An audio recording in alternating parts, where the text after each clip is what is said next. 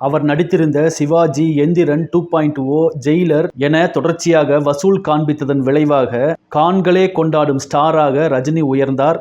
இன்னும் அதே நிலைமையில இருக்கிறார்.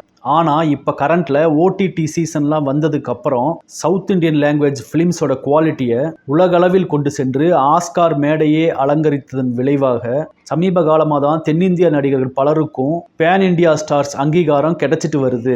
இப்படி ஸ்டேட்ஸ் கடந்து தங்களுக்குன்னு தனி ஒரு ரசிகர் கூட்டத்தை இந்திய அளவில் உருவாக்கிட்டு வர்றாங்க சில தென்னிந்திய நடிகர்கள். பேன் இண்டியன் ஸ்டார்ஸா அங்கீகாரம் கிடைச்சதோட மட்டும் இல்லாம புது மார்க்கெட்டையும் உருவாக்கி தென்னிந்திய சினிமா உலகிற்கே புத்துயிர் கொடுத்துட்டு வர்ற நடிகர்களோட லிஸ்ட் தான் இங்க பார்க்க போறோம். இந்த சிச்சுவேஷன்ஸ்க்கெல்லாம் விதை போட்டது சந்தேகமே இல்லாம நம்ம சூப்பர் ஸ்டார் ரஜினிகாந்த் தான். அவரோட சேர்ந்து நம்ம உலகநாயகன் கமலஹாசன் தான் அப்படின்னு சொன்னா அது மிகையாகாது.